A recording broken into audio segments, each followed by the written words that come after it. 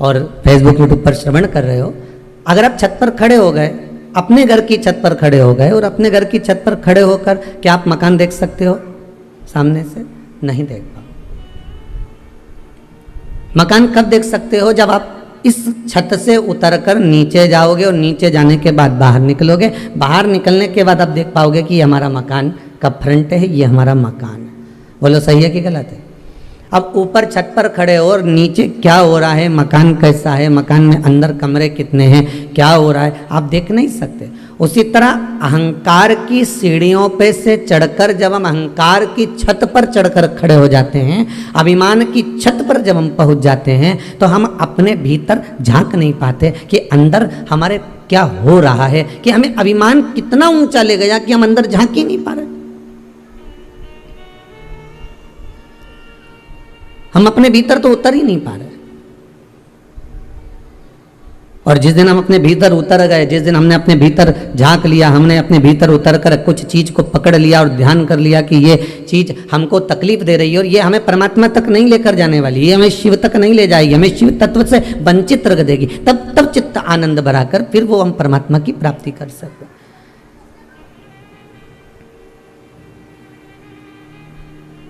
अपने भीतर के हमने अवगुण नहीं देखे हैं, हम अपने भीतर के अवगुण नहीं देख पा रहे। हम तो जगत के अवगुण देख लिए। हमारी जीजी आई थी ननन भाई राखी पे, हाँ 10-10 रुपए का रुमाल लिए और आ गई।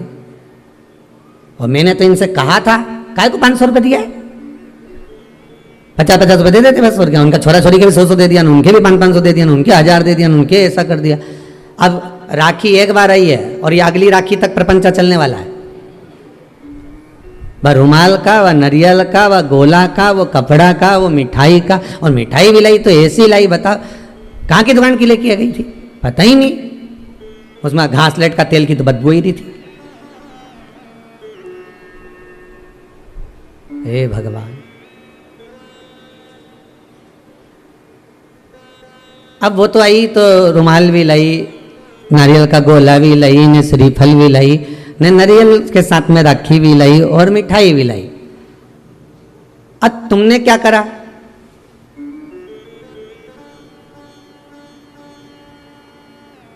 चलो एक बात आज आपसे कोई पूछे, आपसे कोई पूछे कि सरल भाषा में आपसे किसी ने पूछ लिया कि जी जब बहन भाई के घर में राखी बांधने के लिए आती है, जब बहन भाई के घर रक्षाबंधन पर आती है तो मिठाई क्यों लाती है? वो नारियल लाए, गोला लाए ना लाए, रुमाल लाए ना लाए, पर मिठाई तो लाती है। राखी लाएगी, मिठाई लाएगी, तो मिठाई क्यों लेकर आती है? कहा गुरुजी मुंडा मीठा करना है, मुख मीठा करना है, इसके लिए नहीं। मिठाई लाने का कारण क्या है? जब हमारे यहाँ हमारी बहन आवे, हमारी बुआ आवे, तो मिठाई क्यों लेकर आती है, उसका कारण क्या है?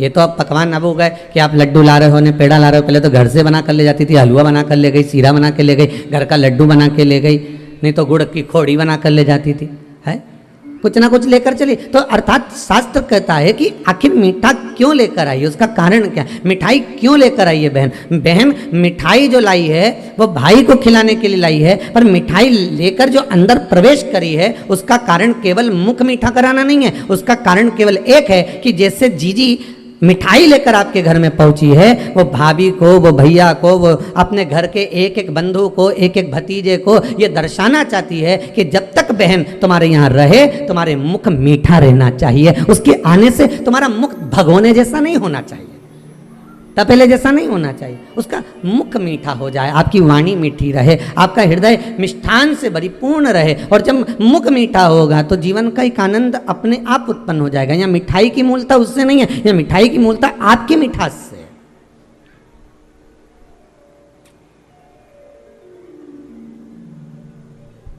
और जब आप मुख मीठा करोगे महाराज, ये एक अलग प्रसंग है कि आपने मुख मीठा किया, ये एक अलग प्रसंग है कि आपने मिठाई उसको खिलाई है, पर मिठाई खिलाने की जगह बस केवल मिठाई का दर्शन ही हो जाए ना, तो उसमें समझ जाना कि मिष्ठान रखना है हमको। जब तक ननंद रहे, जब तक भांजा भांजी रहे, जब तक परिवार के लोग बुआ भतीजा जो भी रह रहे हैं, जब तक रहे तब तक 4-5 दिन हमारे को अपना मुख मीठा रखना।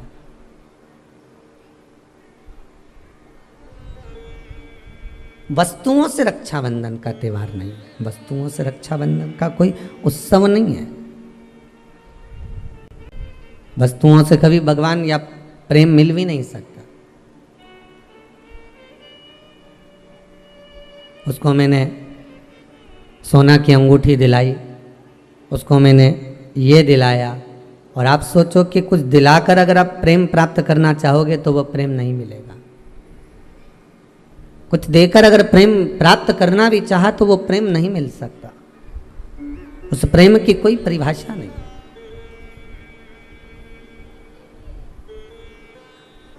लेन देन से कभी कुछ प्राप्त नहीं हुआ है। प्रेम की परिभाषा है कि हम उससे कुछ प्राप्त ना करें, हम तो केवल अपना हृदय, अपना चित्त, अपनी वृत्ति हम दे दें। अपने भीतर से थोड़ा सा अहंकार जिस दिन हमने निकाल दिया, अपने भीतर से थोड़ा सा अभिमान हमने सामने लाकर प्रकट कर दिया, अपने भीतर का, दूसरे का नहीं। हम दूसरे पर तो तुरंत कह देते हैं।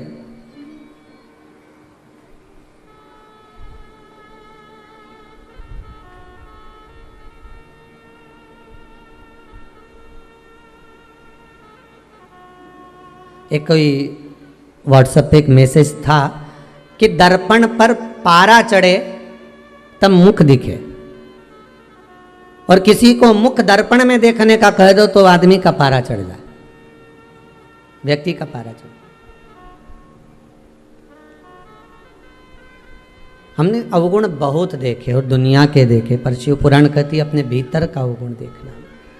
अपनी अपनी गलतियों को जरा रोज प्रतिदिन 4-5 गलती रोज निकालो, अपनी प्रतिदिन निकालना अपनी गलती। 5 गलती तो कम से कम रोज की निकालो कि आज मैंने कौन कौन सी गलती करी, आज मैंने उसको अपशब्द कहा, आज मैंने अपने भीतर, कल कथा में था कि उपवास अगर करना है, व्रत अगर करना है तो केवल शरीर से नहीं करना, अपने मन से भी हमको व्रत करना है कि मैं कुछ गलतियां ना छाट पाऊं, किसी के भीतर कोई ऐसी चीज ना देखूं कि मेरे व्रत खंडित हो जाए।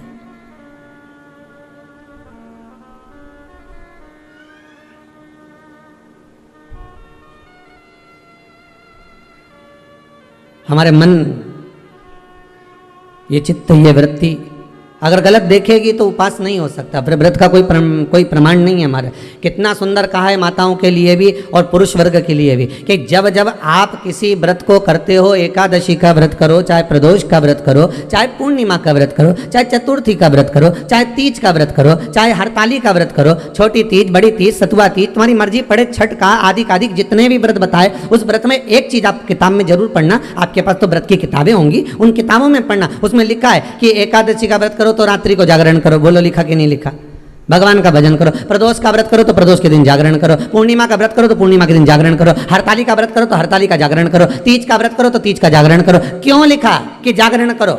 क्यों लिखा कि भगवत भजन करना है? जिस दिन तुम्हारा व्रत रहे उस दिन तुम्हें भगवत भजन करना, उस दिन रात्रि का जागरण करना। उसमें यह नहीं लिखा कि रात भर आपको भजन, उसमें तो लिख दिया जागरण करना। जागरण का मतलब क्या होता है कि भगवान की भक्ति में डूब जाना, संसार की वस्तुओं में नहीं, आसक्तियों में नहीं, तृष्णा में नहीं, लोभ में नहीं, हमें परमात्मा के चरणों में डूब जाना है। रात्रि भर हमें उसका स्मरण करके सोना है। भले आप आधा घंटा सोएं, ये भी नहीं कहते कि पूरी रात तुम बैठ के मंजीरा बजाओ, सीताराम सीताराम करते, और तुम्हारे बस का है भी नहीं जी हो, फालतू की बात हम कह भी दें और तुम सोचो कि कर लो तो तुम करो भी नहीं हो, कहीं का बोल देते हो। हाँ ये जरूर है कि कहीं का महाराज बोल दे कि बस रात भर मंजीरा बजा के सीताराम कहेगी तो हंडा जरूर निकलेगा, तो तुम जरूर कर लो, फिर कर सकते हो।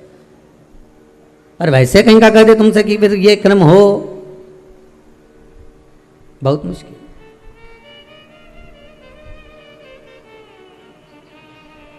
हम ये नहीं कहते कि तुम रात भर जागरण करो, हम तो इतना कहते हैं कि पूजन करना, एकादशी करना, प्रदोष करना, पूर्णिमा करना, या सोमवार करना, या मंगलवार करना, या बुधवार करना, या गुरुवार, शुक्रवार, शनिवार, जिस व्रत को स्त्री और पुरुष कर रहे हैं उस व्रत के दिन रात्रि के समय सोने से पहले कम से कम आधा घंटा तो भगवान का नाम ले लो। कितना घंटा? अरे बोलो तो जम के आधा घंटा, बहुत। और वो भी किस लिए? क्योंकि पुराण में लिखा है। आप जिस कथा को पढ़ते हो ना, 16 सोमवार की पढ़ लो, चाहे आप प्रदोष की पढ़ लो, उसमें लिखा मिलेगा आपको। किस किसने पढ़ी है? आस्था चैनल पर जितने लोग सुन रहे हैं अपने हृदय पर हाथ रखकर पढ़ना कि प्रदोष की कथा अगर आपने पढ़ी होगी, एकादशी की कथा पढ़ी होगी, द्वादशी की जिस भी कथा को आपने पढ़ा होगा, सोमवार, मंगल, बुध, गुरु, शुक्र, शनि, उसमें लिखा है रात्रि का जागरण करो। जागरण हम ये नहीं कहते कि पूरी रात करो, आप तो बस केवल आधा घंटा भी कर लोगे ना तो भगवान स्वीकार कर लेगा। पर काय से करना जागरण? शरीर से नहीं। काय से करना? निर्मल मन सो मोहि पावा, मोहि छल छिद्र कपट ना भावा। मन से करिए। हम भगवान को दुनिया की सारी वस्तु देते हैं, पर भगवान को हम मन नहीं दे पाते। मंदिर में खड़े होकर भी हमको बेटा बेटी से बात करे, पत्नी पति को फ़ोन लगाए, पति पत्नी को फ़ोन लगाए, सास बहू को लगाए, बहू सास को लगाए, भतीजा भतीजी को लगाए, बहन भाई को लगाए, तो वो भी मंदिर में पूजन कर रही है और फ़ोन आ गया तो भी कह देगी मुझे तेरी बड़ी याद आ रही हो। अब भगवान के चरणों में बैठी भगवान की पूजन कर रही, भगवान की अर्चना कर रही, भगवान से निवेदन कर रही, और फ़ोन लगाकर दूसरे से करे कि मुझे तेरी याद आ रही, तो भगवान को कितना बुरा लगेगा, कितना बुरा लगेगा कि बेटी मेरे पास में है। अरे पति पत्नी दोनों साथ में बैठे हुए हैं और दोनों आज विचार कर बैठे हैं कि अपन दोनों बात करेंगे, और इतने में पत्नी ले और व्हाट्सएप खोल के बैठ जाए, मोबाइल लेके बैठ जाए, या पति मोबाइल लेकर बैठ जाए, तो पत्नी को बुरा लगेगा कि नहीं लगेगा? अरे ईमानदारी से तो बोलो, लगेगा ना। और अगर पत्नी व्हाट्सएप चला रही है, पत्नी अगर मोबाइल चला रही है, तो पति को बुरा लगेगा। उसी तरह तुम परमात्मा के पास जाकर अगर बैठे हो, मेरे शंकर के पास जाकर बैठे हो, मेरे ओघरदानी शिव के पास में जाकर बैठे हो, तो जितनी देर तुम शंकर के पास में बैठे हो उतनी देर तुम्हारा मोबाइल से मतलब है तुम्हारा मन कहीं और नहीं जाना चाहिए, उतनी देर तुम्हारा चित्त, तुम्हारी वृत्ति, तुम्हारा मन परमात्मा में लगा होना चाहिए। फिर देखो भगवान तुम्हारे व्रत का फल देता है कि नहीं देता, फिर देखो भगवान तुम्हें फल प्रदान करता है कि नहीं करता। फिर आप ये नहीं कहोगे कि मैंने इतने व्रत करे और भगवान ने नहीं सुने, फिर भगवान सुनेगा। भगवान कहते हैं कि व्रत तो करती है पर मन नहीं लगाती है, भोग तो लगाती है पर भाव से नहीं जिमाती है।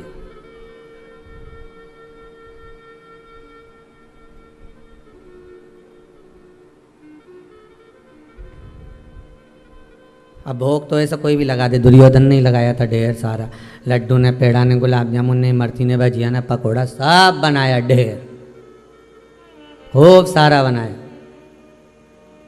पर अब ढेर तो बनाया पर भगवान के भाव से बुलाया।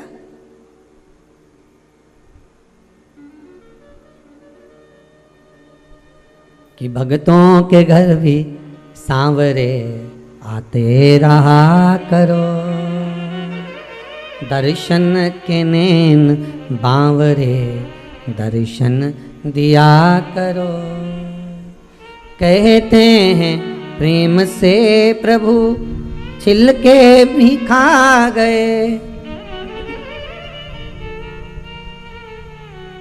कहते हैं प्रेम से प्रभु छिलके भी खा गए। शबरी के झूठे बेर भी खाते रहा करो, दर्शन के नैन बांवरे दर्शन दिया करो। भक्तों के घर भी सांवरे आते रहा करो। भाव चाहिए भगवान को। आपका धन दौलत संपदा सत्ता वैभव ये कुछ भी परमात्मा को नहीं चाहिए, आपसे कुछ नहीं चाहिए। भगवान कहता है कि मुझे मेरा दिया हुआ मत दे, जो तेरा है वो मुझे दे दे। कितना सुंदर पहले भी कहा, फिर कहते हैं कि अहंकार आपका अपना है, और जब अहंकार आप भगवान को दे दोगे तो आप तो वैसे ही सृष्ट हो जाओगे।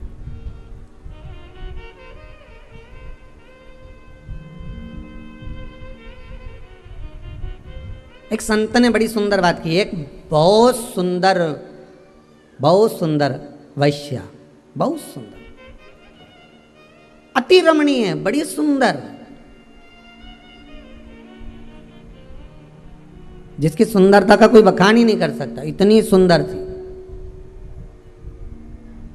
सब लोग उसका बखान कर रहे थे, बड़ा सुंदर है वो, बड़ी सुंदर है वो, बड़ी सुंदर है। उसके नैन बड़े बड़े हैं, उसकी नासिका बड़ी सुंदर है, उसके अधर बड़े सुंदर, उसके कर्ण बड़े सुंदर, उसके कपोल बड़े सुंदर, उसके केश बड़े सुंदर। संत के पास खबर पहुंची, संत निकल कर जा रहे थे, तो संत ने कहा कि आप कह रहे हो कि इतनी सुंदर है, पर मुझे लगता है कि मेरे त्रिकालदर्शी से ज़्यादा सुंदर नहीं हो सकता, मेरे भगवान से ज़्यादा सुंदर नहीं हो सकता। तेरी प्रतिमा इतनी सुंदर तो कितना सुंदर होगा। उससे ज्यादा सुंदर नहीं हो सकती। संत ने कहा चलो हम भी चलकर देख लेते, पर हम उसके घर के अंदर प्रवेश नहीं करेंगे, बुलाओ उसको बाहर।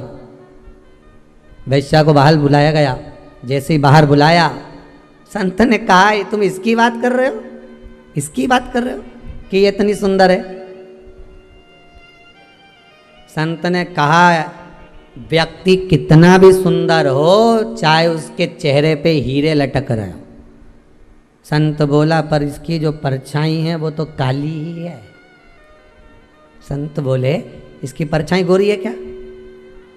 आप लोगों में से जितने भी हैं जो रोज दर्पण देखते हैं, चौटी भी करते हैं, बढ़िया सुंदर श्रृंगार भी करते हैं, 50 बार विचार भी करते हैं कि मैं कितनी सुंदर, कि आज जोरदार लग रही, ने लहंगा ने चोली ने चुंदड़ी सब पहनी, बड़ी सुंदर दिखे।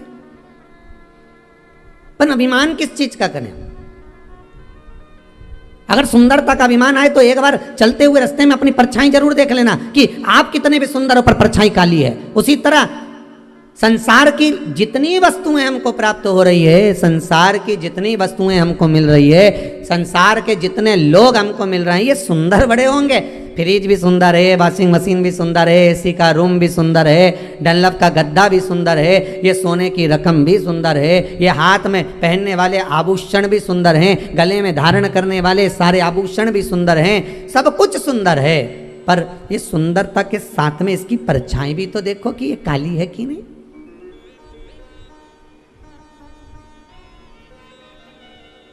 इस सुंदरता में दुख भी है, इसमें कालोच भी है, इसमें परछाई भी है। तो कहा परछाई किसकी नहीं दिखती? एक समय, एक पल, एक घड़ी, एक क्षण प्रतिदिन हर मनुष्य को प्राप्त होता है जिस समय पर मनुष्य की परछाई नहीं दिखती है।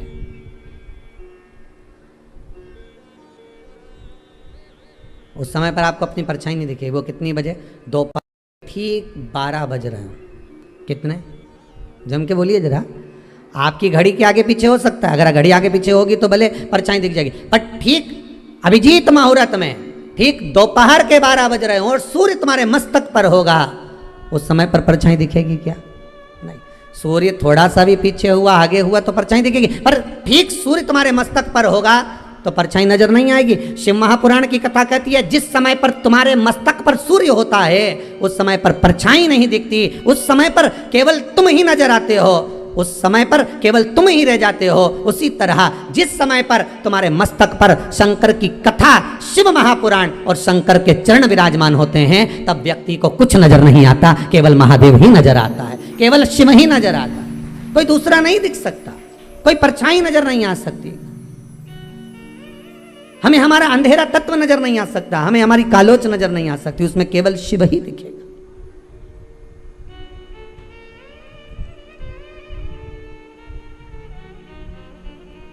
उसके सिवाय कोई दूसरा नजर नहीं आएगा। अगर नजर आएगा तो केवल एक शंकर ही नजर आएगा, केवल एक शिव, उसके सिवाय कुछ नहीं।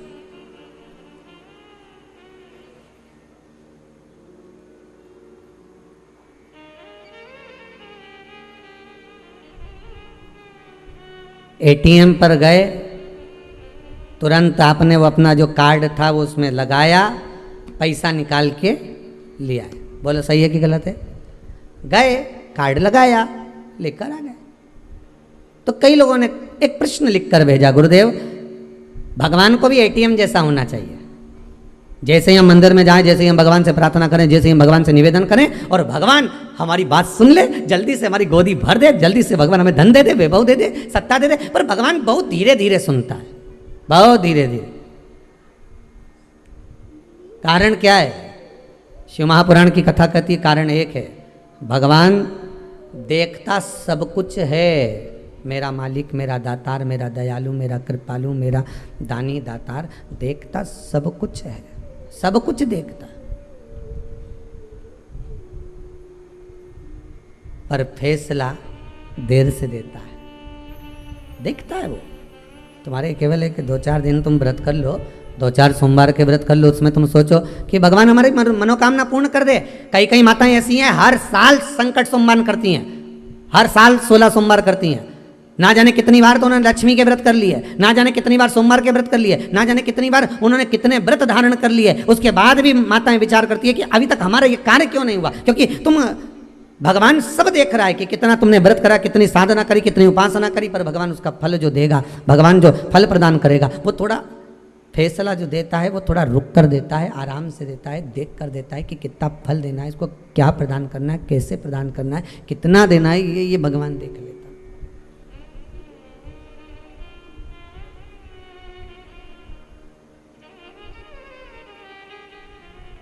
वो जो दे रहा है बस सोच कर विचार कर प्रदान करने में वो देरी नहीं करता। हे कैलाशी, हे अविनाशी, बस प्रार्थना मेरी ये स्वीकार करिए, मेरी अर्जी केवल इतनी सी है, हे शंकर मैं हृदय से आपको भजूं, इस शरीर के द्वारा नहीं, मन से भजन। अगर शरीर से भजन होता तो ईमानदारी से बोलो, जो आंख से अंधा होता वो भगवान को कैसे प्राप्त करता? बोलो सही है कि गलत है? जो कान से सुनाई नहीं देता तो उसको भगवान मिलता क्या कभी? क्योंकि ये तो कथा ही नहीं सुने, बेड़ा है, तो इसको भगवान कहाँ से मिलेगा? और जिसके हाथ नहीं होंगे उसको भगवान मिलता कि नहीं मिलता? तो कहते इसके तो हाथ ही नहीं, इसने तो सेवा नहीं करी, इसने तो दान नहीं करा, इसने तो पुण्य नहीं करा, तो इसको भगवान कैसे मिलेगा? जो पाँव से विकलांग होता उसको भगवान मिलता क्या? अगर शरीर से भगवान मिलता होता तो भगवान कभी प्राप्त नहीं होता। भगवान तो तुम्हारा हाथ देखे ना पांव देखे, ना तुम्हारा ये मुंडा देखे, भगवान कहीं नहीं देखे। भगवान तो एक चीज देखे कि इसका मन कितना क्लीन है, भगवान तो मन देखे। अब तुम भले खजूर वाली बनाओ चाहे इससे वो बक्कल लगाओ, भगवान के कोई फर्क नहीं पड़े तुम्हारा वो खजूर से, और भगवान के कोई नहीं फर्क पड़े तुम्हारा वो बक्कल से। भगवान तो के बक्कल की जगह अक्कल हो तो बात दूसरी है, बाकी भगवान के ये मतलब नहीं कि तुम्हारा बक्कल क्या है खजूर क्या है। भगवान तो केवल देखे निर्मल मन सोई सो मोहि पावा, मोहि छल छिद्र कपट ना भावा, मुझे मन चाहिए तेरा। और हम भगवान को सब कुछ दे देते हैं। ऐसा संसार का कोई मानव नहीं जो भगवान को नहीं देता। कि तिरुपति गए थे, क्या देकर आए? तो क्या हम बाल दिया है, देखे आए कि नहीं आए? अरे बोलो तो सही, गए थे दिया है, ठीक है। तो किसी ने पूछा किसको देकर आए, जम के तो बोलो जरा, किसको दिया? तो कि भगवान के दिया। अच्छा,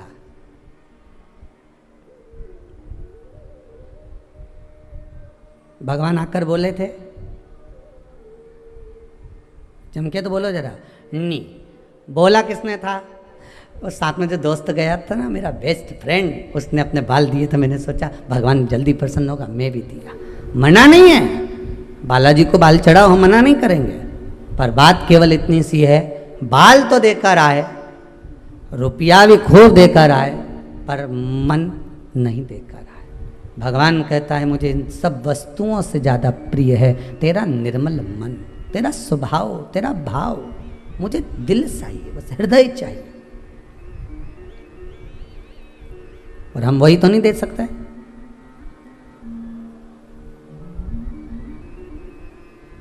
कई कई जगह पर बहन भाई को राखी बांधने जाए नहीं, तो भी बहन तो बहुत दिल लेकर चली जाए कि अब चलो, सियोर वाला महाराज बोला है तो कम से कम अपन चली भी जाए। पर भाई और भाभी का मन नहीं हो तो ईमानदारी से बोलना, राखी बांधने में अच्छा लगे क्या? नहीं लगे। फिर बहन भी सोचे इससे तो मैं भगवान को राखी बांध देती। कहीं जाते से भाभी का मुंह चढ़ गया, पारा ऊपर नीचे हो गया, मैं क्या करूँ? भी नहीं आई, मन नहीं दे पाए। आपसे बारंबार निवेदन है, हर बार निवेदन है, और बारंबार करते रहेंगे निवेदन एक ही चीज का कि मन दीजिए, मन दीजिए, मन दीजिए। भगवान को अगर कुछ देना है तो अपना दिल दो, मन दो, हृदय दो, चित्त वृत्ति भगवान को दे दो, भगवान प्रसन्न हो जाएगा। भगवान को तुमसे और कुछ भी नहीं चाहिए, और कुछ नहीं चाहिए। मन के साथ, मन कब देता है व्यक्ति भगवान को? अपना हृदय कब देता है? जब उसका अहंकार चले जाता, जब वो छत से नीचे उतर जाता।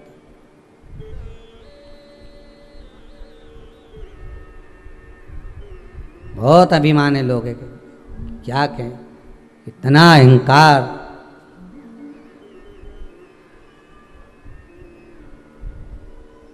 किस चीज का? अरे जोर जवानी ढलक जाएगी, जीवन बचा बस 2 दिन का, तू कर ले रे प्राणी भजन प्रभु का। केवल 2 दिन।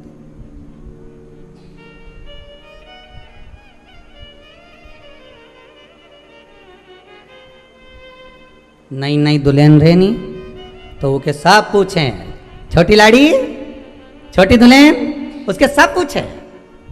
अब जब वो पुरानी हो जाए तब कोई पूछे?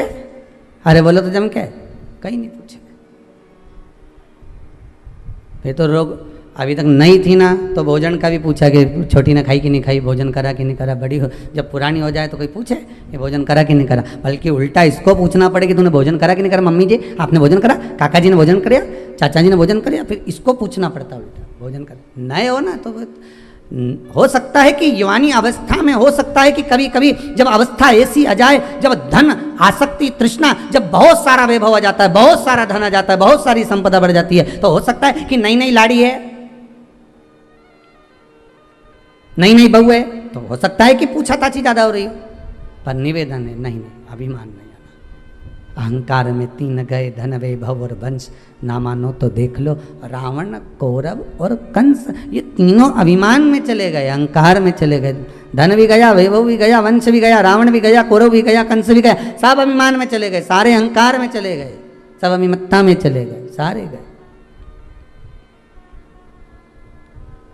व्रत करते समय हमारा अभिमान हमारे सामने नहीं आना चाहिए, दान करते समय हमारा अभिमान हमारे सामने नहीं आना चाहिए, मंदिर जाते समय हमारा अभिमान हमारे सामने नहीं आना चाहिए, गुरु की शरणागति में जाते समय हमारा अभिमान हमारे सामने नहीं आना चाहिए।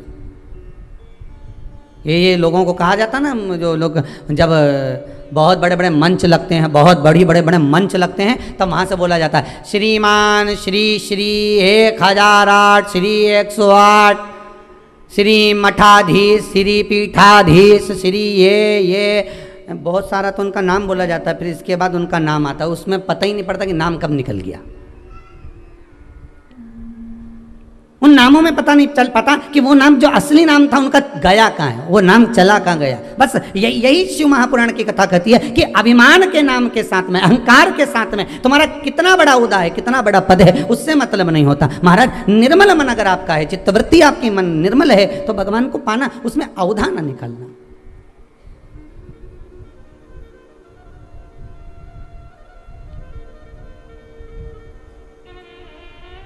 जिस दिन व्रत करो, छोटे से छोटा भी व्रत, आप सोमवार भी कर रहे हो ना, साधारण सा सोमवार का व्रत कर रहे हो, मंगलवार बुधवार गुरुवार जो साधारण सा कर रहे हो, उस समय भी आपका भाव, बस आज विचार कर लेना कि हम अपने भीतर से अहंकार को रखेंगे नहीं, और अहंकार त्याग कर मैं व्रत करूंगी।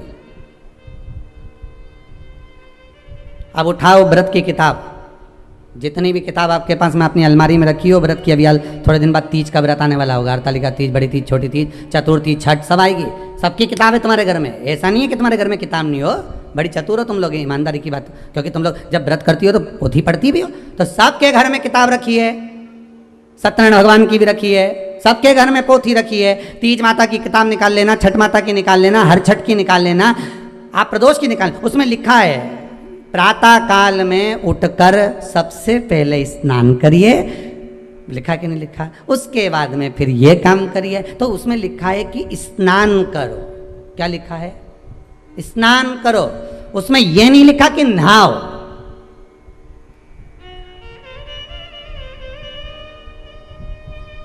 उसमें नहाने का नहीं लिखा, उसमें लिखा स्नान करिए। नहाने और स्नान में अंतर है। नहाने के लिए लोग बाथरूम में जाते हैं, नहाने के लिए लोग गंगा यमुना सरस्वती सरयू आदि अन्य नदियों में जाते हैं, खूब साबुन लगाया, शैम्पू भी लगाया, खूब जोरदार फेस वॉश भी लगाया, खूब नहाए। तो इसमें किताब में जो लिखा, तुम्हारे घर में भी जो किताब उसमें पढ़ना, उसमें लिखा स्नान करिए सबसे पहले। तो स्नान और नहाने में अंतर है। नहाने का मतलब है कि बाथरूम में गए, सर्फ साबुन लगाया, नहा लिए। नहाने से केवल शरीर साफ होगा, और स्नान का मतलब होता है कि किसी सदगुरु के पास बैठकर, भगवान के सामने बैठकर, एक आसन कुसा का लगाकर उस पर बैठकर भगवान का भजन कर लेना, मतलब स्नान हो गया। या शरीर साफ नहीं करना, या मन साफ करना, आत्मा को निर्मल करना।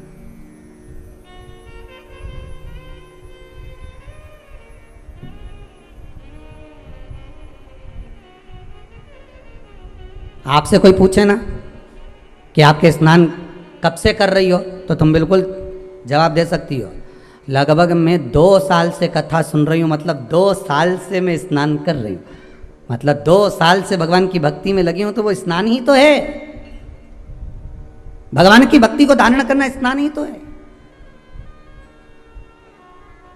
नहाने और स्नान में अंतर है साहब। गए बाल्टी में पानी भरा और शरीर पर डाल लिया, साबुन लगा लिया, ये केवल नहाना है, केवल नहाना। स्नान करिए।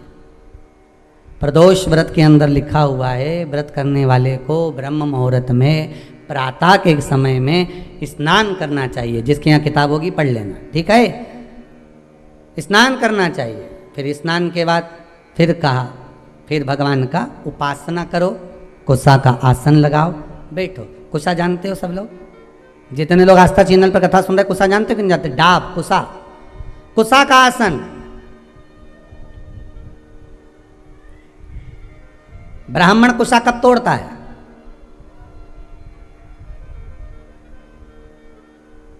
ये कुशा कब तोड़ी जाती है? केवल अमावस्या को, केवल अमावस्या। अन्य अमावस्या पर तोड़ेगा तो 1 महीने तक चलेगा।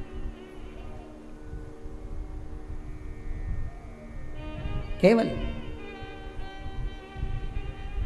महाराज, और भद्र अमावस्या को जब तोड़ेगा तो 1 वर्ष तक चलेगा।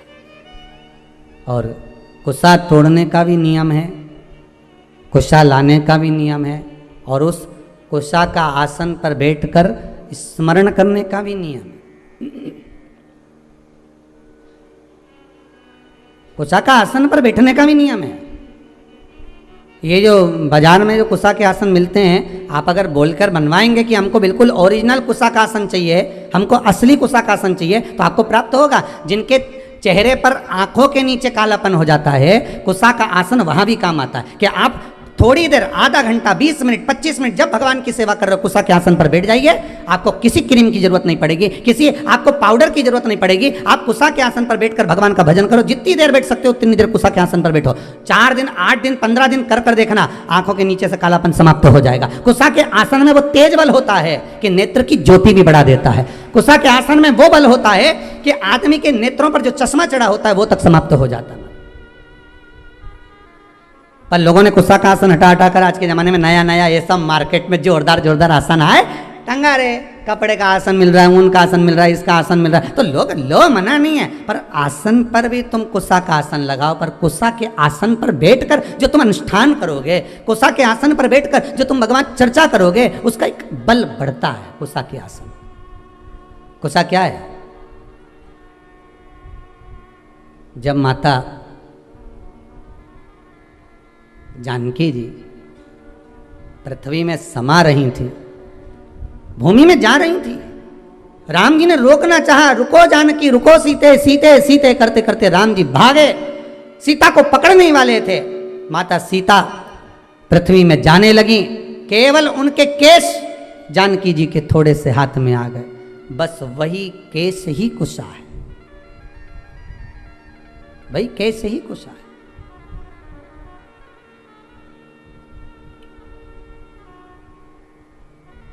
जिस दिन आपका मन कहीं नहीं लगे, बेचैनी अंदर से हो रही हो, भीतर से,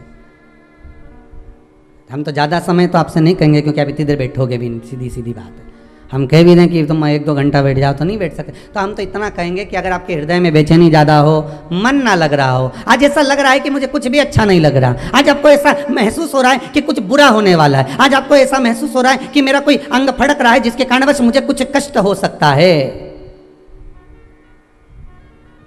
आज मुझे स्वप्न अच्छे नहीं आए हैं, आज मेरी विचारधारणा ठीक नहीं लग रही है, आज मुझे कोई घात का योग बन रहा है, मेरे ऊपर कोई ग्रह बेकार चल रहा है, इसलिए आज मेरा मन नहीं लग रहा, आज मुझे बेचैनी, आज मैं इस मार्ग से जाऊंगा और मेरे साथ में घात होगी। तो निवेदन है, कम से कम 10 मिनट से लेकर 15 मिनट के भीतर आप कुशा के आसन पर आराम से बैठिए और बैठकर भगवान का स्मरण करिए, नारायण का, शंकर का, राम का, कृष्ण का, जिसकी मर्जी पड़ जाए उसका स्मरण, तुम्हारे गुरु मंत्र का स्मरण कर लो, तुम्हारे गुरु का स्मरण कर लो, पर करो, 15 मिनट बैठकर कर लीजिए। उसके बाद आपके हृदय में जो हलचल मची हुई थी वो एकदम शांत हो जाएगी। 15 मिनट से ज़्यादा मैं करना ही नहीं, तुम तो 15 मिनट करके देखो, और करके जरूर देखना, कहीं श्योर वाला महाराज झूठ तो नहीं बोल रहा। करके देखने में अपना क्या जाए।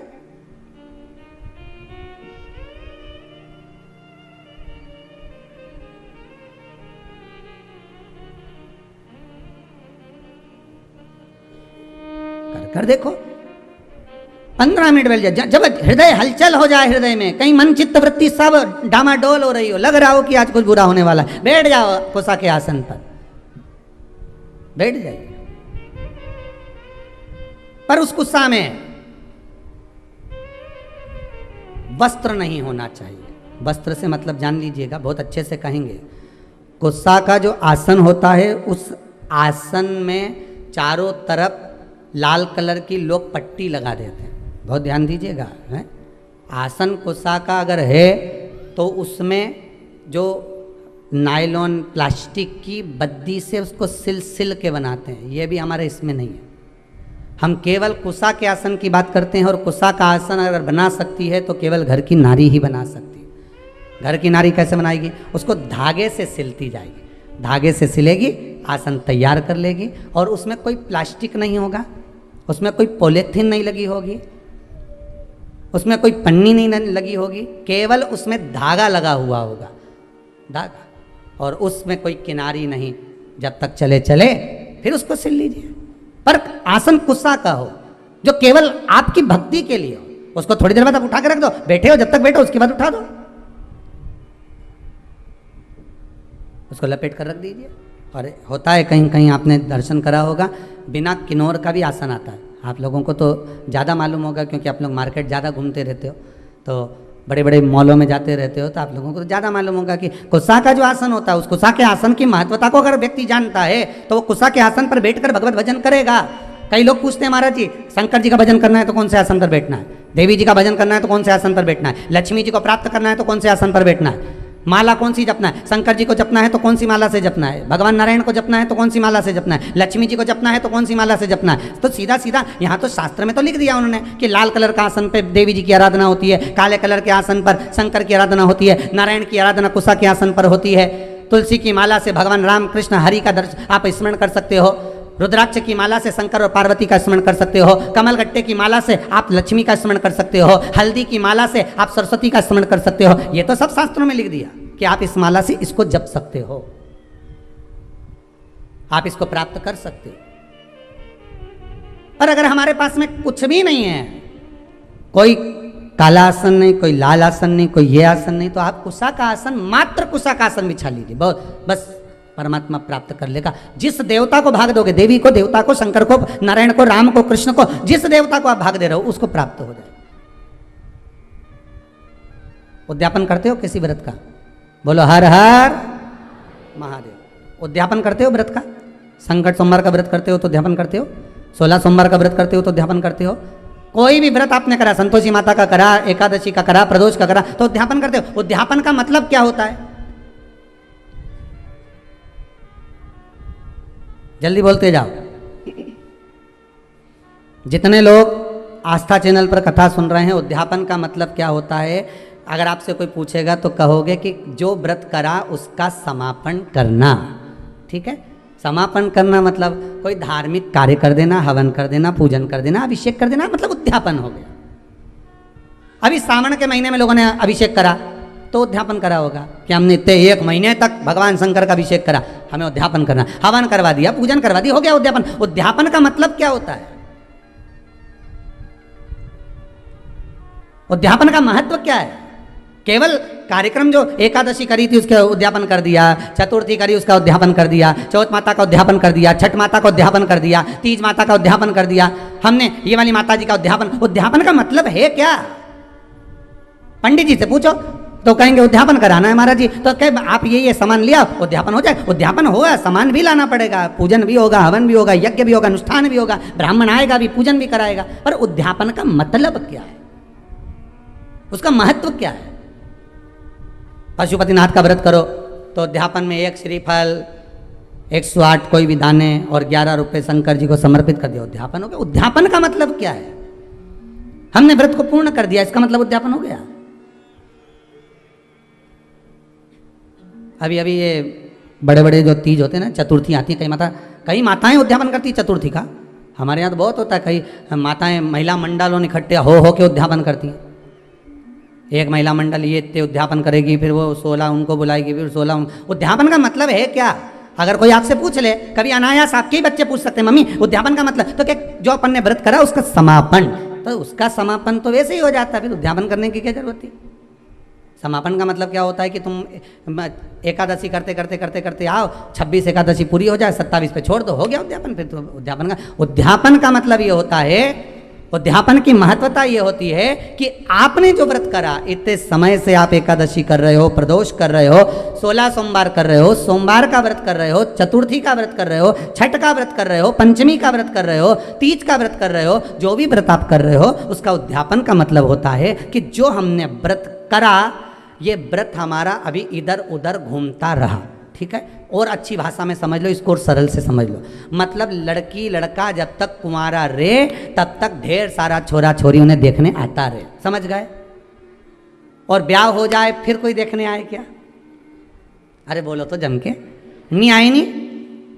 अगर छोरा छोरी को ब्याह हो जाए, लड़का लड़की का ब्याह हो गया, फिर तुम्हारे यहाँ कोई खबर आए क्या कि साहब छोरी के लिए हम लड़का भेज रहे हैं, तो कोई खबर करेगा? नहीं, ना जाने कहाँ से सूचना मिल जाती है कि उनकी छोरी का ब्याह हो गया, फिर संबंध भी नहीं आते, अपने आप कहना ही नहीं पड़े, सबके सूचना मिल गई। भले तुमने ये कोरोना में लॉकडाउन में शादी कर दी, भले तुम 40 आदमी को बुला के ब्याह कर दिया, पर सबको सूचना मिल गई। ना छोरे वालों के यहाँ से खबर आ रही छोरी के लिए, ना छोरी वालों के यहाँ से खबर आ रही छोरे के लिए कि साहब लड़का देखने आ रहे हैं या लड़की देखने ही नहीं, साहब कोई बोलेगा ही नहीं, क्योंकि अब तो सबको मालूम पड़ गया कि अब किसी ने खबर करी नहीं, किसी ने बोला नहीं। इसके बाद भी तुम्हारे सारे, तुम रह रही देवास में, इंदौर, मऊ, उज्जैन, सब दूर खबर हो गई, तो बताया किसने इनके कि हमारी छोरी की शादी हो गई, हमारा छोरा की शादी हो गई? बताया किसने? तो सूचना मिल गई। अब कोई नहीं देखने आएगा। अब छोरी जब से भटक रही, छोरा जब से भटक रहा, शादी नहीं हो रही, नहीं हो रही, नहीं हो रही, अब हो गई। अब कोई देखने आया? नहीं। अब कहीं तुम जा रहे? नहीं। अब तो संबंध हो गया, अब तो एक जगह छोरी छोरा ब्याह कर बैठ गए, अब कोई नहीं आएगा। बस जब तक उद्यापन नहीं होता तब तक तुमने जितने व्रत करके रख रखे हैं ये सारे इधर उधर डोलते रहे, ये भटकते रहते हैं, और इनमें से पुण्य हमारा छिन्न होते रहता। जैसे एकादशी से समझ लो या प्रदोष से समझ लो, प्रदोष का व्रत करा, एकादशी का व्रत करा, और एकादशी का व्रत करने के बाद आपने 4-5 दिन तक झूठ बोल दिया, आड़ा टेढ़ा बोल दिया, आप शब्द बोल दिया, तो तुमने जो व्रत करा उसका पुण्य तो छिन्न होता रहा, उसका पुण्य तो जाता रहा, समाप्त होता रहा। और अगर आपने उद्यापन कर दिया तो अब वो पुण्य समाप्त होगा क्या? अरे बोलो जम के, नहीं। आपने चतुर्थी का उद्यापन कर दिया, तीज का उद्यापन कर दिया, छठ माता का उद्यापन कर दिया, आपने जिस उद्यापन को करा उसके बाद में आपका पुण्य जितने 16 सोमवार, इसलिए कहते हैं 16 सोमवार अगर कर रही हो तो इसको करने के बाद हाँ कोई परेशानी आ जाए, कोई समस्या आ जाए तो भले आगे बढ़ा लो, पर यह नहीं कि अभी हमारे पास समय नहीं मिल रहा तो हम उद्यापन नहीं, जल्दी करना चाहिए, जितना जल्दी बन सके उतना उद्यापन एक बार का कर लो। जैसे ही प्रदोष 11 हो जाए, 26 हो जाए, 26 प्रदोष होने के बाद एक बार मन में कर लेना चाहिए कि एक बार का मेरे को उद्यापन करना है। 26 एकादशी हो जाए, मन में कर लो कि एक बार का मुझे उद्यापन करना है। 16 सोमवार पूरे हो जाए, एक बार का मुझे उद्यापन करना है। पशुपति व्रत हो जाए, एक बार का मुझे उद्यापन करना है। चतुर्थी तुम्हारी पूरी हो जाए, एक बार का उद्यापन करना है। मतलब मन में ये बनाकर चलना है कि एक बार मुझे उद्यापन करना है। उद्यापन करने से क्या होता है? तो कहा उद्यापन, माताएं जितने व्रत करती जाती है अगर उसका उद्यापन करती चली जाती है, उद्यापन करती चली जाती है, तो नारी बेधव्य होकर नहीं जाती, अखंड सौभाग्य लेकर जाती है। पर माताओं की आदत ये हो गई है कि अभी मैं बाद में करूंगी, इस साल नहीं करूंगी, अगले साल करूंगी, अगले साल से अगले साल करूंगी, तो उसका पुण्य समाप्त छिन्न होते चले जाता है, वो पुण्य उसके खाते में नहीं जाता। एक बार पैसा बैंक में जमा हो गया तो फिर सिग्नेचर से ही निकलेगा। एक बार पुण्य करने के बाद, एकादशी करने के बाद, प्रदोष करने के बाद, चतुर्थी करने के बाद, जब तुम्हारी पूर्ण तरह से 26 एकादशी हो जाए, 26 प्रदोष हो जाए, तो एक बार व्रत का उद्यापन जरूर करो, जिससे ये 26 प्रदोष मेरे खाते में लिखी हुई पड़ी रहे। फिर मुझे जब जरूरत पड़े तो तब खाते में से निकालो और दे दो। तब तो मतलब अब तुम करे जा रही, एक बार उद्यापन नहीं करा तो भगवान भी सोचे ना जाने कब प्राण छोड़कर चली जाएगी और इसके खाते का सारा माल बहू खाएगी। सीधी बात है, जितनी छोड़कर जाओगे घर में, जो घर में छोड़कर गए हो वो तो दूसरा ही खाएगा ना। और तुम्हारे खाते का तो तुम्हारे सिग्नेचर के बगैर किसी को नहीं मिले। कई कई लोग तो मर के चले गए और जाने के बाद जो ये बीमा करवाया था, जो सामान पैसा इतना इधर उधर पड़ा था, वो तो उसके खाते, भैया उसके सिग्नेचर दिखाओ, उसका कागज़ दिखाओ, मरने का सर्टिफिकेट दिखाओ जाके कि ये मर गया, तो फिर हम पैसा देंगे, नहीं तो काय को दें। यहाँ तो कागज चाहिए, सील ठप्पा चाहिए। भगवान भी कहेगा नीचे तूने एकादशी तो खूब करी, नीचे तूने प्रदोष तो खूब करा, चतुर्थी भी करी, तीज भी करी, छठ भी करी, सारे व्रत तूने करे, सोमवार मंगल बुध गुरु शुक्र शनि सारे करे, उद्यापन कौन से का करा? अब उद्यापन करने के बाद जो तू 26 कर आया, 11 कर आया, उसका खाते में तेरे पड़ा हुआ है। जब तू जाएगी तेरे खाते में लिखा हुआ मिलेगा कि मैंने 26 प्रदोष करी थी, तो उसका पुण्य मेरे सामने आए। और तूने ताली बजाई, जैसे राजा महाराजा ताली नहीं बजाए, उन्हें दासी दौड़ के आ जाए, बस तू वहां जाके ऐसी ताली 3 बार बजा देना, हर हर महादेव के ने प्रदोष सामने, ने एकादशी सामने, वो सामने। और फिर वो प्रदोष माता फिर प्रदोष पूछेगी, भगवान शंकर के गण पूछेंगे, तुमने ताली बजाई, हुजूर बोलिए क्या बात है। बस ये मेरे को नरक ले जा रहे हैं, 94 तरह का नरक में डालने की बात कर रहे हैं मेरे को। मैं कौन समझ जा, बस मेरे को नरक में डालने की बात कर। अब बोलो। तो प्रदोष तुरंत सामने आके खड़ी हो गई, क्या बात करते हो साहब, इनने 11 प्रदोष का व्रत करा है, इनने 26 प्रदोष करी, तो कि करी तो खूब सारी, पर इसने उद्यापन एक का भी नहीं करा, तो भले नहीं करा पर व्रत तो कि सील रजिस्ट्री होगी प्लाट पे, तो मकान बनाने में दिक्कत नहीं आएगी। कब्जे की जगह पे अगर मकान बना होगा तो कभी भी सरकार खाली करा दे, तो सील लगवाओ, उद्यापन की ठप्पा लगना चाहिए कि हमने इतना हमारा खाते का है। यहाँ तो लोग भागवत जी कराते हैं तो भी उद्यापन करते हैं, बोलो होता कि नहीं होता? 7 दिन की भागवत के बाद हवन होता है, बोलो तो होता है नहीं? शिव महापुराण के उद्यापन में शिव पुराण पूरी होती है तो अभिषेक होता है, रोज भी होता है और आखिरी दिन बड़ा अभिषेक हो जाता है। उद्यापन तो है नहीं। भागवत पूरी होए तो लोग भंडारा करें, शिव पुराण पूरी हो तो भी लोग प्रसाद पावे। तो ये एक उद्यापन का महत्व हर जगह कि इसका पुण्य इनके खाते में जाना चाहिए, उनके खाते में पहुंचना।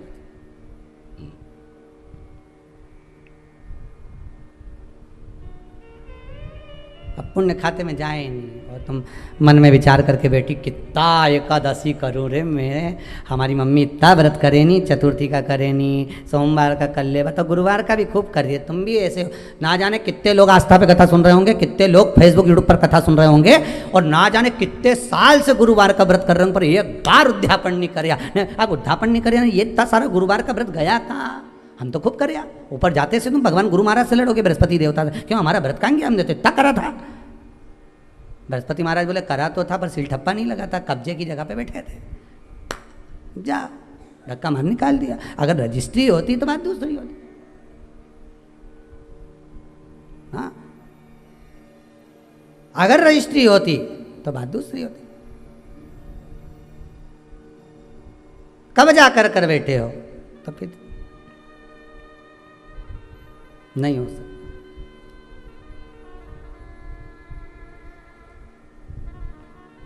सील ठप्पा लगाना चाहिए। इस जमीन और जायदाद की रजिस्ट्री के चक्कर में मत पड़ना बिल्कुल भी। जो ज़रूरत की रजिस्ट्री है वो तो आज तक नहीं करवा पाए हो। कब से सोमवार का व्रत कर रहे हो रे? जब तो शादी नहीं हुई थी तुम्हारी तब से कर रही हो, अभी तक कर रही हो। हमारे तो जब से नहीं छोड़ा मैंने। जब बात करें ना माताएं इतनी जोरदार जोरदार बात करें नहीं, ये आंवला का पेड़ के नीचे कभी कभी बैठ ही जाए कुबेरेश्वर धाम में आके, और जब शाम का समय बैठे नहीं तो जब बात करेंगे सुनना। हम तो कब से व्रत कर रही, मैं तो सोमवार का व्रत ने मैंने तो कब से पकड़िया। नहीं तूने सोमवार के तो पकड़िया पर महादेव ने तुझे नहीं पकड़िया। सोमवार तो तुमने पकड़िया, कब से करी रही मैं तो सोमवार का व्रत। हमारी तो शादी नहीं हुई थी जब से कर रही, और हमारा मामा जी का छोरा करवा के गया था जब से कर रही, और जो व्रत कर रही आज तक कर रही। नहीं कर तो रही पर खाते में गया कि नहीं गया?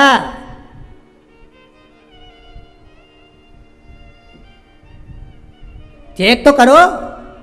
कि तुमने जो विठले सेवा समिति को जो दक्षिणा दान दी है, मंदिर के लिए, गौशाला के लिए, वृद्धाश्रम के लिए, भोजन भंडारे के लिए तुमने अमाउंट डलवाया है, वो सही जगह पहुंचा कि नहीं पहुंचा? पहले पूछो तो फोन लगा के ऑफिस में, क्यों महाराज जी आ गया कि नहीं आया? तब वो चेक करे तो फिर मैसेज करे तुम्हारे पास में कि यहाँ पहुँच गया, रसीद आ गई, यहाँ पहुँच गया, तो बात। अब मालूम पड़े तुमने डाल दिया और तुमने सोमवार का व्रत कर लिया और वो खाते में ही नहीं जुड़िया, तो मतलब क्या हुआ उसका थोड़ा तो फल तुम्हारे खाते में जाएगी। जीजियों, कितनी मेहनत से करो रही तुम लोग, ईमानदारी की बात बताओ, कितनी मेहनत कर। ये भाई लोग शनिवार का व्रत कितनी मेहनत से करें, इनसे भूखा नहीं रिवाए तो भी दुकान पे निकाल के मूंगफली का दाना खा जाए पर व्रत तो करे। भले वो किराना की दुकान में सामान निकाल के खा जाए पर व्रत तो करे। मखाना निकाल ले, कभी बादाम निकाल ले, और लोग ग्राहक भी पूछे आज सेठ जी क्या भूख ज़्यादा लग रही? नहीं, आज हमारा व्रत है। काहे का? शनिवार का। अच्छा, इतना में तो ग्राहक भी बोल जाए तुम्हें व्रत की क्या जरूरत है, तुम शनि से कम हो क्या?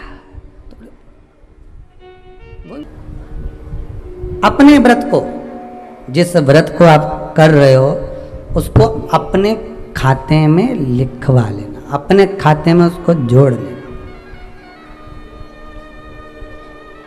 घर में पैसा तो बहुत है, धन वैभव बहुत है, तुम्हारे खाते में कितना? मूल चीज वो आती है कि तुमने भजन किया कितना, तुमने स्मरण कितना किया, जो करा सब कुछ करा, सबके लिए करा। आपने एकादशी का व्रत करा, प्रदोष का व्रत करा, आपने सोमवार का व्रत करा, सारे व्रत आपने जो करे वो करे, परंतु आपके खाते में कितने लिखेगा वो देखा।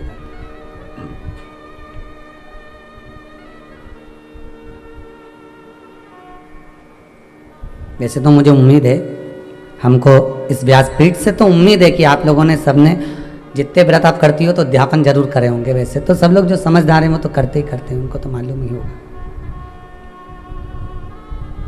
पर अगर रह गए हो, नहीं कर रहे हो, तो प्रयास करिएगा। जो भी आप व्रत 26 व्रत कोई से भी आपके जैसे पूरे अधिक मास के हर महीने के जब व्रत पूर्ण हो जाएं तो प्रयास करा करो कि हम जो है रिटर्न बढ़ा, प्रयास करा करो कि हम व्रत का उद्यापन अवश्य करें।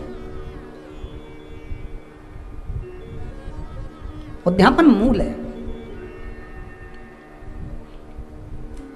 व्रत की एक एक बात को हमको समझना है, व्रत की एक एक चरित्र को हमको ध्यान करना है। प्रदोष की कथा में लिखा है, त्रयोदशी व्रत की कथा में लिखा है, प्रदोष की व्रत की कथा में लिखा है कि सुबह ब्रह्म मुहूर्त में उठो, स्नान करो। ठीक है, केवल प्रदोष से मतलब नहीं है। एकादशी का अगर व्रत कर रहे हो तो उसमें भी वर्णन है, ब्रह्म मुहूर्त में उठो, स्नान करो। ठीक है। दूसरा, आसन लगाओ स्नान करने के बाद, काय का अभी बताया था, जम के बोलो कुसा का। 5 चीजों के लिए कुसा का आसन सर्वश्रेष्ठ है। 5 बीमारियों के लिए, 5 रोगों के लिए कुसा का आसन सर्वश्रेष्ठ। पहला नेत्र के लिए, पहला नेत्र की बीमारियों के लिए कुसा का आसन श्रेष्ठ है। एक प्रयास और करिएगा, जिस समय पर किसी की आंखें आ जाएं, आंखें आना मालूम है ना, आंखें आने का मतलब ये नहीं होता कि 2 की जगह और 4 आ जाएंगे। नहीं तो तुम कह दो कि गुरुजी बोले हैं कि आंखें आ जाए तो और अलग से एक्स्ट्रा आएगी हो। नहीं तो दुनिया के लोग बड़ा जरा समझदार ज़्यादा है ना, तो उनको जरा एक एक चीज़ समझ लेना चाहिए बिल्कुल हो। नहीं तो तुम वही फिर वही वाली बात आ जाएगी। अभी फिर काली मिर्ची, फिर वही बात आ जाएगी।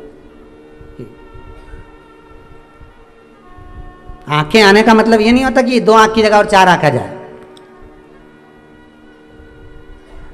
आंखें आने का मतलब होता है कि नैनों में एक रोग हो जाता है जिसमें उसको कीचड़ आने लगता है नेत्रों में और जाले बनने लगते हैं, उसको कहते हैं नेत्र आना, आंखें आना। ठीक है, सारी दवाई आप करा लो, डॉक्टर को दिखा लो, सब कुछ कर लो। एक प्रयास करना नेत्र के लिए कि कुसा का आसन हो, उस आसन पर बैठकर अपने दोनों पंजे जब आसन पर रखा जाए और आप आराम से बैठ जाएं, प्रयास जहाँ तक हो कि कुसा के आसन पर कपड़े से ज़्यादा स्पर्श होने की जगह पर अपने शरीर का भाग स्पर्श हो, पंजे ज़्यादा स्पर्श हो, और वहाँ बैठकर आप भगवान की भक्ति को आधा घंटा रोज प्रतिदिन करिए, 2 दिन 2.5 दिन, बस 2 दिन भी कर लिया, 2.5 दिन भी कर लिया, 3 दिन भी कर लिया, नेत्रों से जो नेत्र आना है, भले तुमने दवाई डाली ना डाली, पर वो रोग धीरे धीरे 2 दिन के अंदर समाप्ति पर आ जाएगा। 2 दिन के। हृदय के लिए कुशाकासन महत्व रखता है। जिसको डॉक्टर ने कह दिया कि तुम्हारी नाड़ी ब्लॉक हो चुकी है, बाईपास करवाना पड़ेगा, तुम्हारी नाड़ियां चोक हो गई है, और अगर डॉक्टर कहे कि तुम्हारे पास में 22 दिन है, 25 दिन है, 1 महीना है, और तुम इसके बाद में आकर अपना बाईपास करवा लेना, बाईपास सर्जरी करवा लेना, या आपकी नाड़ियां जो चोक हो गई है वहां पर हम रिंग डाल देंगे, छल्ला डाल देंगे और वो उसको क्लियर कर देंगे। होता है कि नहीं होता? कहते हैं डॉक्टर, कईयों को कह देते हैं कि नस चोक हो गई, नाड़ी चोक हो गई। उसके लिए जिसको हृदय का रोग हो जाता है, जिसकी नाड़ियां चोक हो जाती हैं, डॉक्टर कहे बाईपास कराना पड़ेगा, और 20 दिन अगर डॉक्टर दे दे तो उसमें से 5 दिन आप कुशा के आसन पर बैठो। 5 दिन तक प्रयास करना कि कुशा के आसन पर जितना प्रयोग कर सको। अगर कहीं बैठे भी हो कुशा के आसन पर, कहीं आप सोफे पर बैठे हो, गादी पर बैठे हो, पलंग पर, जहां बैठे हो वहां उस कुशा को बिछा लो थोड़ी देर के लिए।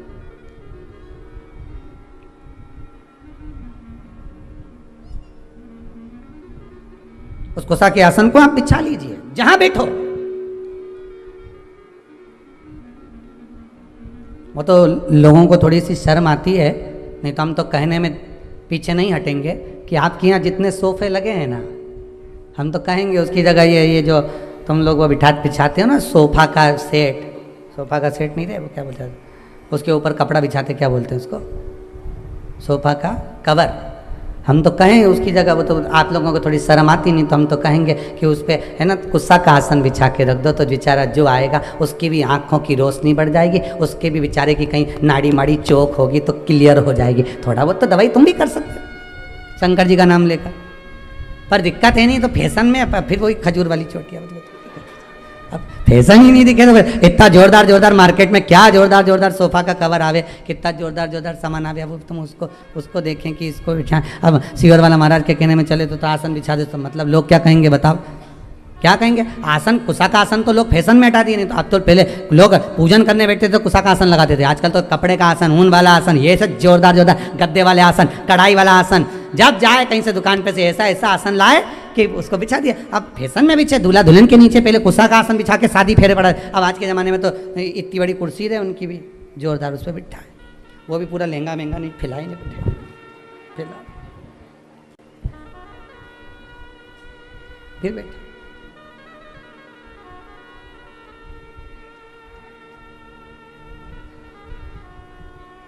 कुशा का आसन।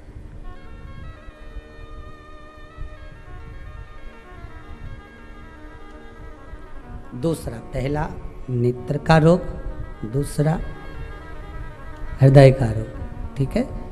तीसरा शरीर की चर्म रोग, चमड़ी का रोग। जब चमड़ी कहीं से कालेपन पर आ गई, कहीं झुर्रियाँ पड़ने लगी, चेहरे के नीचे, नेत्र के नीचे थोड़ा सा कालापन अगर आ गया, तो फिर कुशा के आसन का प्रयोग करिए, कुशा के आसन पर बैठना प्रारंभ करिए। तीसरा है चर्म। चौथा, कुशा के आसन के लिए उदर से जुड़ी हुई जितनी भी परेशानियां होती हैं, आपको उदर से जुड़ी हुई जितनी भी परेशानियां, प्रयास करिए कि आप पूजन कुशा के आसन पर बैठकर करेंगे तो आपके उदर से जुड़ी हुई जितनी भी परेशानियां हैं, भोजन नहीं पचना, एसिडिटी होना, आदि आप कर देखिए, कुशा के आसन पर बैठ कर देखिए, आपको उसमें आनंद की अनुभूति हो जाए, सुख मिले।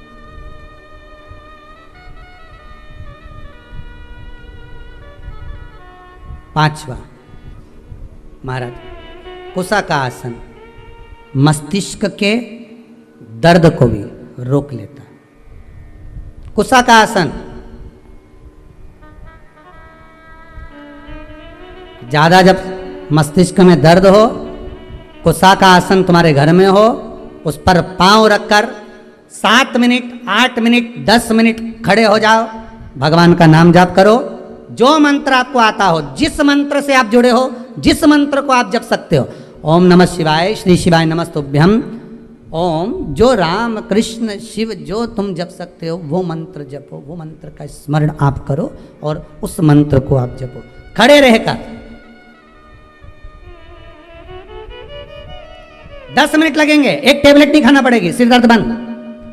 कुशा के आसन में वो तेज पुंज होता है, कुशा के आसन में वो बल होता है, कुशा के आसन में वो बलता रहती है महाराज, कुशा के आसन में वो तेज पुंजता रहती है आपको वो बल प्राप्त होता है।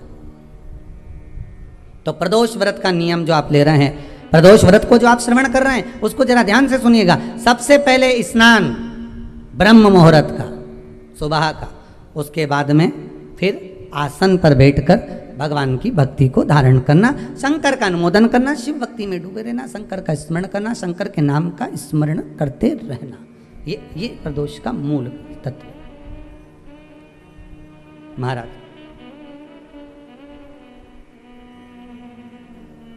प्रदोष व्रत करने वाले को भोजन नहीं करना चाहिए, ध्यान दीजिएगा। फलाहार करो, उसमें भी नमक का सेवन मत करो। प्रदोष व्रत में नमक का सेवन वर्जित होता है। कारण क्या कारण होता है? उसका एक कारण माना गया है नमक की वर्जितता। जिस समय पर एक नगर में एक ब्राह्मणी रहती थी, बहुत भाव से सुनिएगा, प्रदोष व्रत नमक को त्यागने का भाव। प्रदोष व्रत की किताब में भी मिल जाएगा आपको, आप पढ़ेंगे तो सुना होगा आपने। एक ब्राह्मणी रहती थी एक नगर में, उसका पति नहीं था, छोटा सा बालक एक साथ में रहता, छोटा सा बालक। अब ब्राह्मण के घर की धर्म पत्नी है,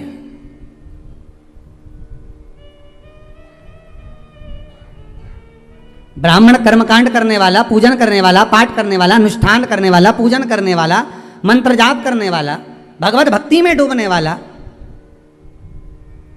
ब्राह्मण तो